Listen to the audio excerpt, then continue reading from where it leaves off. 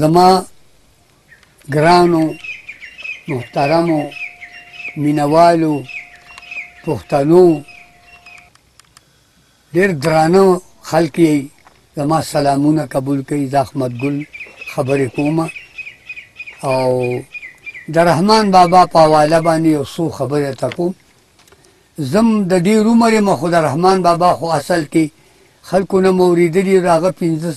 500 کالو نه بره شو د هغه دومره تفصیل ما ته نه دی یاد خو داسې مختصر یو څو خبرې کومه چې تاسو واورئ او ستاسو انشاءالله چې خوښې شي. رحمان بابا یو داسې شخص و چې بل به پیدا نه شي داسې. ولې چې رحمان بابا چې دی نو دا بزرګ مو، دا شاعر مو، دا برخې واله مو. هغه له خدای ډېره ښه ورځ ورکړې وه او دا په حضور علیه السلام باندې عاشق و. لیدلی به یا و یا به نو لیدول چې د حضور علیه السلام خو زمانې وشوې خو په حضور علیه السلام دی د قرآن حافظ مو او د هر څه خبرو نه خبرو. د رحمان بابا د خبرو نه او د کیسو نه د حضور علیه السلام د کیسو نه خبرو. هلته قرآن هلته حدیث به بیانېده او دغه کېده به. نو رحمان بابا چې نو دا او د بهادر کلي بهادر کلی ډېر یو زبر مشهور کلی دی او ډېر یو ښایسته خلک دي او ډېر یو ښه پښتانه دي او ډېر مشهور له احمد خان چې و میلګانې والا هغه هم د دغه د بهادر کلي رحمان بابا د اصل نه ارباب و اربابانو ده هغه زمانه کې او اوس هم دي اربابان نسل یې پاتې دی کېدای شي چې هغه وي کړوسي او نوسي او دا ټول پکې راغله. رحمان بابا د بهادر کلي و د بهادر کلي ډېر ښه اوسېدونکی او یو ډېر ښایسته په هغه زمانه کې هغه ډېر مشر سړی و په هغه زمانه کې او ښکلی شاعر مو. نو هغه به شاعري کوله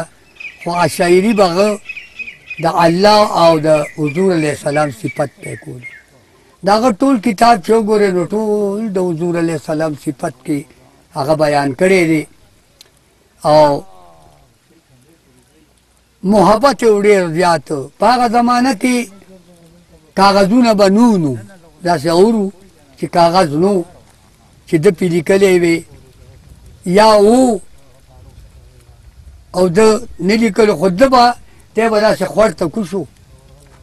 او خوړ کې به چې سیلاب راغلی و نو هغه خاوره به یې راوړې وه خټه به یې راوړې وه هغه خټه به چې کله وچه شوه سیلاب به نو نو هغې نه به داسې تبزې جوړې شوې غټې غټې تبزې به جوړې شي. نو رحمان بابا به په هغې باندې شعرونه لیکل د خاورې تبزې وې ورباندې به یې لیکلو نو بس هغه چې شاعري به وکړه هغې باندې به یې ولیکل نو لا به و په هغې باندې به سیلاب ډېر سیلاب به راغو هغه خټه به یې یوړه شعر به یې وران شو. د ده یو مرید و هغه مرید به راتلو او دی به چې پاسېدو نو هغه به هغه شعرونه دغه تبزو نه ولیکل. دا د ده کومه زیاته شاعري چې ده نو دا وبوړې ده او دا کومه چې راغونډه کړې ده هغه مرید راغونډه کړې ده او د هغې نه کتاب جوړ دی. هغه به ورپسې ګرځېدو ده خو به ولیکل او بس لاوړ ورته ده. بیا وخت تېرېدو په زړه کې دا اراده راغله چې زه لاړ شمه مدینې ته لاړ شم او زه د حضور علیه السلام زیارت ته ځان ورسومه. خو په هغه زمانه کې خو ګاډي نو او نه د سره څه اس و چې دی پې باندې سور شوی وی او دی تللی وی. نو بیا د دلته دا ویلي دي ما دا ریکارډ هم زما شته لیونی شوم نن مې یار لیدلی نه دی ما د کل ترکو سردار لیدلی نه دی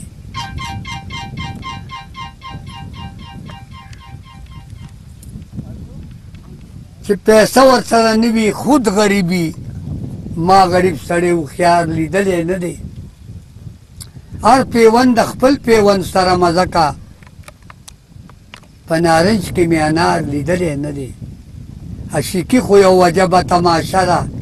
عشقۍ کې مې قرار لیدلی نه دی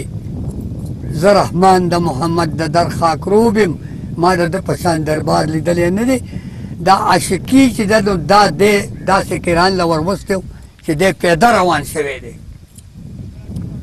پیاده روان شوی دی او هو مزل کوي اوس دی به د بادر کلي نه پیاده ځي د حضور علیه السلام علاقې ته او دی به د هغه دیدار د زیارت کوي داسې مو اورېدلي چې د ده یو ورور مشر عزیز خان نامه وه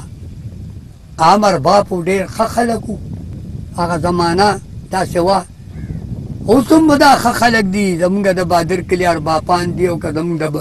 بادر کلي ملکان دي او که خانان دي او که غریبانان دي نران خلک دی ښه خلک دی بیا هغه ته به خلکو اخوا دې خوا کول چې دی ځي او د خوړ په غاړه کښېني او خوړ ته کوزېږي او دی شعرونه لیکي او دی څه بیانونه به یې ورته کول دی خبر شوی ده ورته چې وروره ډېر جایداد دومره زمونږه نه ده نه دا جایداد غواړم هېڅ ده نه غواړم دا ستا مبارکه شه دا ستا دی او وروره ما پرېږده چې زه ځمه چې چا باندې عاشق یم چا خوا لاړ شم روان شوی دی اورېدو وایو موږ د هغه زمانې خلک نه یو اورېده وایو اورېدلي هم دي داسې روان شوی دی او بچی دی ښه پیدا مزل کوي چې کمې دنیا ته رسېدلی دی چې ګوري یو اس والا را روان دی هغې ته خلکو به په هغه زمانه کې سور ویل اوس هم د هغې نامه سور ده چې سوري په اسمانې ده ول اواز ورکوي تېر شوی دی وی چې ودرېږه سوره هغه ورته ولاړ دی هغه سړی نو هغه الله تعالی څوک رالیږلی او څوک فرښته وه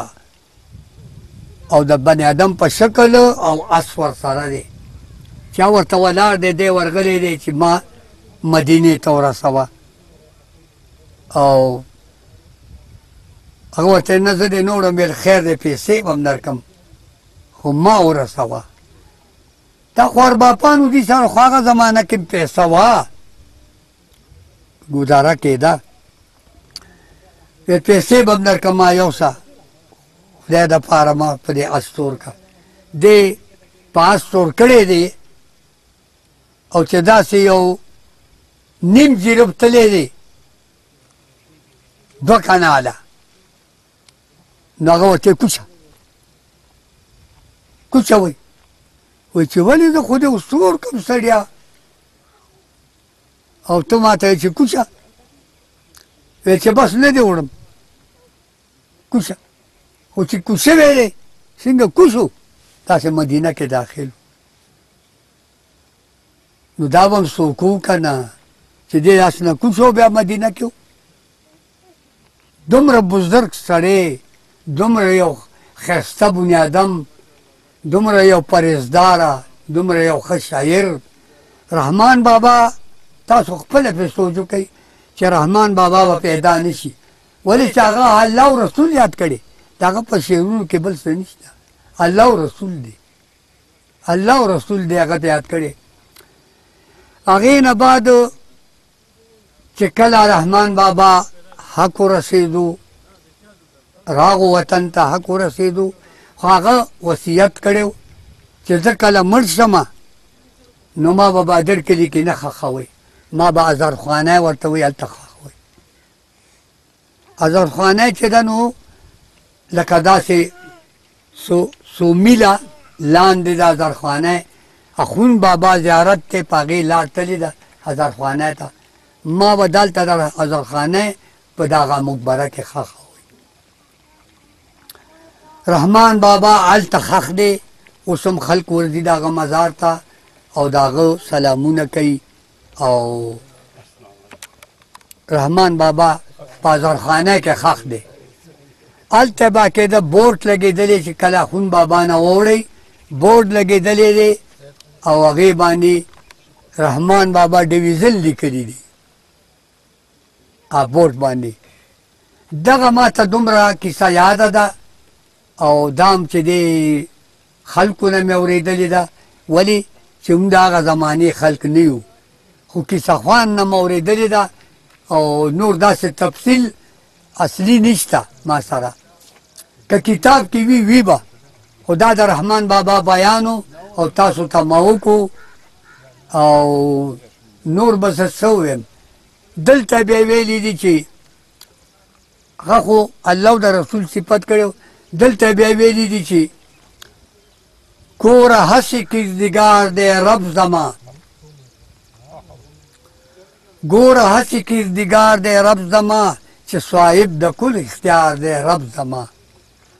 همگی بزرگانا چې څوک وایي تر هما بزرګو یار دی رب زما. د نستی نه د استی صورت پیدا کړي هسې رنګ پروردګار دی رب زما. څه حاجت لري چې بل پلو به ګورم، په خپل کور کې هم کنار دی رب زما. دا د رحمان بابا شعر دی